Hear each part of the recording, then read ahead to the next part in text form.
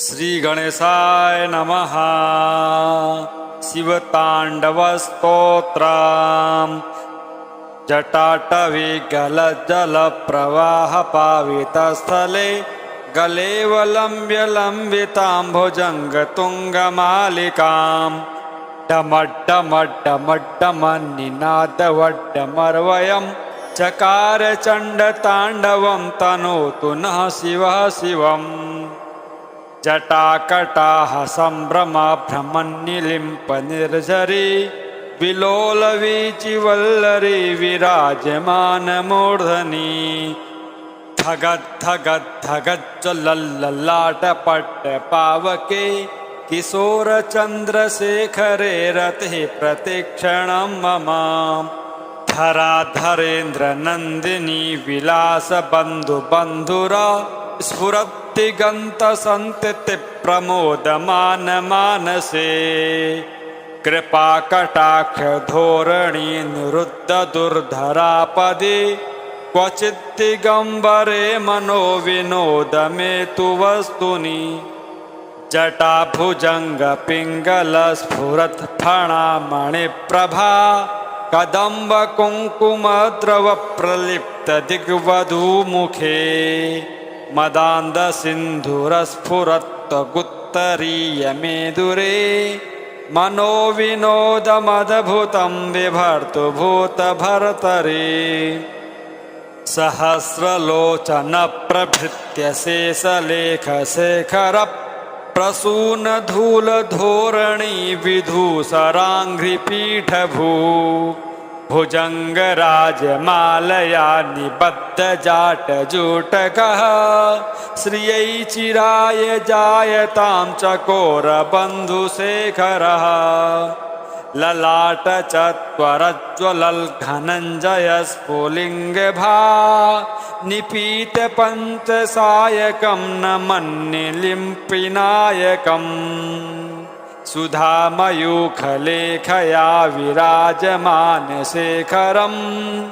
महाकपालिसम्पदे शिरोजटालमस्तु नः।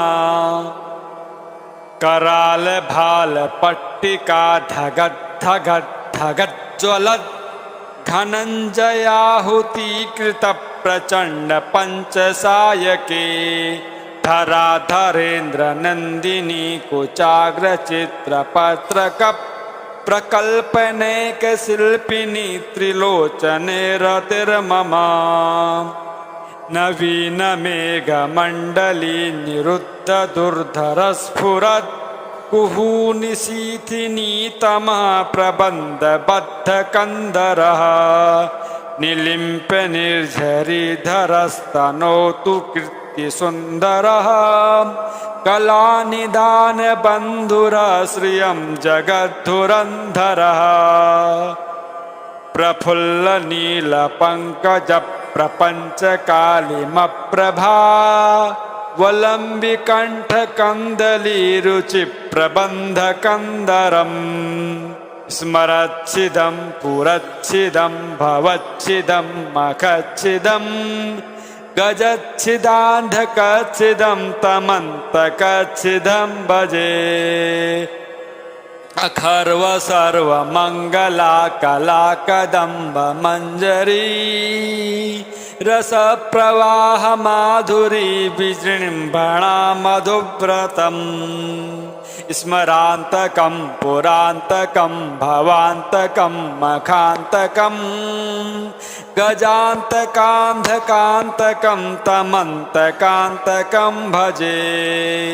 जयत्वदभ्रविभ्रमभ्रमद्भुजङ्गमस्वसत् विनिर्गमत्क्रमस्फुरत् करालभालहव्यवाट् धिमि धिमि धिमि ध्वनन् मृदङ्गतुङ्गमङ्गल ध्वनिक्रमप्रवर्तितप्रचण्डताण्डव शिवः।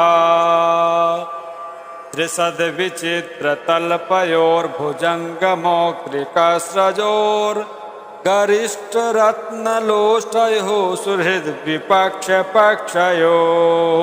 तृणारविन्दचक्षुषो प्रजामही महीन्द्रयोः समप्रवृत्तिकः कदा सदा शिवं भजाम्यहम् कलानिलिम्प्य निर्झरी निकुञ्जकोटरे वसन् विमुक्तदुर्मतिः सदा शिरस्तमञ्जलिं वहन् विलोललोललोचनो ललामभाललग्नकः शिवेति मन्त्रमुच्चरन् कदा सुखी भवाम्यहम् इमं हि नित्यमेव मुक्तमुत्तमोत्तमं स्तवं पठन् स्मरन् ब्रुवन्नरो विशुद्धिमेति सन्ततम् हरे गुरौ सुभक्तिमासु याति नान्यथा गतिं विमोहनं हि देहिनां सुशङ्करस्य चिन्तनम् पूजावसानसमये दशवक्त्रगीतं यः शम्भुपूजनपरं पठते प्रदोषे तस्य स्थिरामृतगजेन्द्र तुरङ्गयुक्तां लक्ष्मीं सदैव सुमुखीं प्रददाति शम्भुः जटाटवीगलजलप्रवाहपावितस्थले गलेवलम्ब्यलम्बिताम्भुजङ्गतुङ्गमालिकाम् डमड्डमड्डमड्डमन्निनादवड्डमर्वयं चकार चण्डताण्डवं तनोतु नः शिवः शिवम् जटाकटाः सम्भ्रमभ्रमन्निलिम्पनिर्झरी विलोलवीचिवल्लरी विराजमानमूर्धनि धगद्धगद्धगज्ज्वलल्ललाटपट्टपावके किशोरचन्द्रशेखरे रतिः प्रतिक्षणं मम धराधरेन्द्रनन्दिनी विलासबन्धुबन्धुरा स्फुरत्तिगन्तसन्ततिप्रमोदमानमानसे कृपाकटाक्षधोरणी निरुद्धदुर्धरापदे क्वचिद्दिगम्बरे मनोविनोदमे तु वस्तुनि जटाभुजङ्गपिङ्गलस्फुरत्फणामणिप्रभा कदम्बकुङ्कुमद्रवप्रलिप्तदिग्वधूमुखे मदान्धसिन्धुरस्फुरत्वगुत्तरीयमेदुरे मनोविनोदमद्भुतं बिभर्तु भूतभर्तरे सहस्रलोचनप्रभृत्य शेषलेखशेखर प्रसूनधूलधोरणी विधूसराङ्घ्रिपीठभू भुजङ्गराजमालया निबद्धजाटजूटकः श्रियै चिराय जायतां चकोरबन्धुशेखरः ललाटचत्वरज्ज्वलल्घनञ्जयस्फुलिङ्गभा निपीतपञ्चसायकं न मन्ये लिम्पिनायकम् सुधामयूखलेखया विराजमानशेखरं महाकपालिसम्पदे शिरोजटालमस्तु नः करालभालपट्टिका धगद्धगद्धगज्ज्वलत् धनञ्जयाहुतीकृतप्रचण्डपञ्चसायके धराधरेन्द्रनन्दिनी कुचाग्रचित्रपत्रकप्रकल्पनेकशिल्पिनी त्रिलोचने रतिर्मम नवीनमेघमण्डली निरुद्धदुर्धरस्फुरत् कुहूनिशीथिनीतमः प्रबन्धबद्धकन्दरः निलिम्प्य निर्झरीधरस्तनोतु कीर्तिसुन्दरः कलानिदानबन्धुरश्रियं जगद्धुरन्धरः प्रफुल्लनीलपङ्कजप्रपञ्चकालिमप्रभा वलम्बिकण्ठकन्दलीरुचिप्रबन्धकन्दरम् स्मरच्छिदं पुरच्छिदं भवच्छिदं मखच्छिदं गजच्छिदान्धकच्छिदं तमन्तकच्छिदं भजे। अखर्व सर्वमङ्गला कला कदम्ब मञ्जरी रसप्रवाह माधुरी विजृम्भणा मधुव्रतम् स्मरान्तकं पुरान्तकं भवान्तकं मखान्तकं गजान्तकान्धकान्तकं तमन्तकान्तकं भजे। जयत्वदभ्रविभ्रमभ्रमद्भुजङ्गमस्वसत् विनिर्गमत्क्रमस्फुरत् करालभालहव्यवाट् धिमि धिमि धिमि ध्वनन् मृदङ्गतुङ्गमङ्गल ध्वनिक्रमप्रवर्तितप्रचण्डताण्डव शिवः। त्रिसद्विचित्रतल्पयोर्भुजङ्गमौक्त्रिकस्रजोर्गरिष्ठरत्नलोष्टयोः सुहृद्विपक्षपक्षयोः तृणारविन्दचक्षुषोः प्रजामही महीन्द्रयोः समप्रवृत्तिकः कदा सदा शिवं भजाम्यहम्। कलानिलिम्प्य निर्झरी निकुञ्जकोटरे वसन् विमुक्तदुर्मतिः सदा शिरस्तमञ्जलिं वहन् विलोललोललोचनो ललामभाललग्नकः शिवेति मन्त्रमुच्चरन् कदा सुखी भवाम्यहम्। इमं हि नित्यमेव मुक्तमुत्तमोत्तमं स्तवं पठन् स्मरन् ब्रुवन्नरो विशुद्धिमेति सन्ततम्।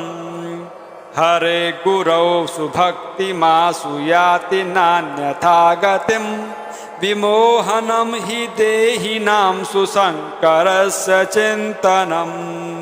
पूजावसानसमये दशवक्त्रगीतं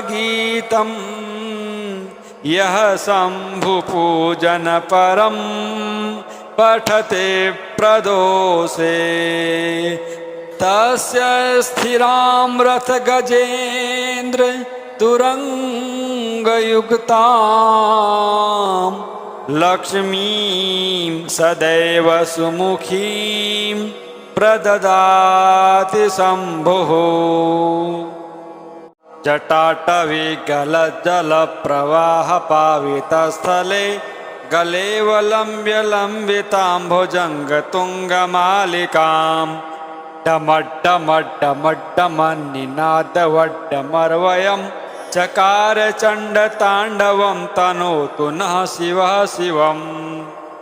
जटाकटाः सम्भ्रमभ्रमन्निलिम्प निर्झरी विलोलवीचिवल्लरी विराजमानमूर्धनि धगद्धगद्धगज्ज्वलल्ललाटपट्टपावके किशोरचन्द्रशेखरे रते प्रतिक्षणं मम। धराधरेन्द्रनन्दिनी विलासबन्धुबन्धुरा स्फुरत्तिगन्तसन्ततिप्रमोदमानमानसे कृपाकटाक्षधोरणी निरुद्धदुर्धरापदे क्वचिद्दिगम्बरे मनोविनोदमेतु वस्तुनि। जटाभुजङ्गपिङ्गलस्फुरत्फणामणिप्रभा कदम्बकुङ्कुमद्रवप्रलिप्तदिग्वधूमुखे मदान्धसिन्धुरस्फुरत्तगुत्तरीयमेदुरे मनोविनोदमद्भुतं बिभर्तुभूतभर्तरे। सहस्रलोचनप्रभृत्य शेषलेखशेखर प्रसूनधूलधोरणी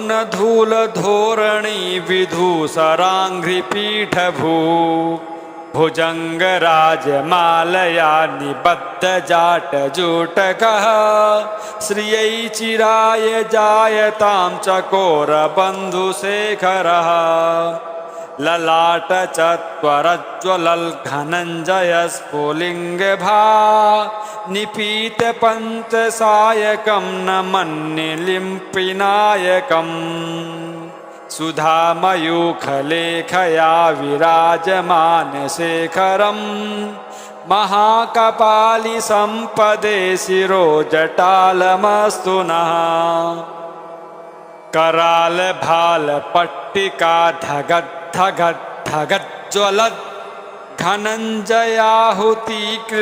प्रचण्ड पंचसायके धराधरेन्द्र नंदिनी कुचाग्र चित्रपत्रक प्रकल्पनेक शिल्पिनी त्रिलोचने रतिर्मम नवीन मेघमण्डली निरुद्ध दुर्धर स्फुरत् कुहूनिशीथिनी तमः प्रबन्धबद्ध कंदरः निलिम्प्य निर्झरीधरस्तनोतु कीर्तिसुन्दरः कलानिदान बन्धुरः श्रियं जगद्धुरन्धरः प्रफुल्ल नील पंकज प्रपंच कालिमप्रभा वलंबि कंठ कंदली रुचि प्रबंध कंदरम स्मरच्छिदं पुरच्छिदं भवच्छिदं मखच्छिदं गजच्छिदान्धकच्छिदं तमन्तकच्छिदं भजे अखर्व सर्व मंगला कला कदम्ब मंजरी रस प्रवाह माधुरी विजृंभणा मधुव्रतम् स्मरान्तकं पुरान्तकं भवान्तकं मखान्तकं गजान्तकान्धकान्तकं तमन्तकान्तकं भजे जयत्वदभ्रविभ्रमभ्रमद्भुजङ्गमस्वसत् विनिर्गमत् क्रमस्फुरत् कराल भालः व्यवाट् धिमि धिमि धिमि ध्वनन् मृदङ्गतुङ्गमङ्गल ध्वनिक्रम प्रवर्तित प्रचण्ड ताण्डव शिवः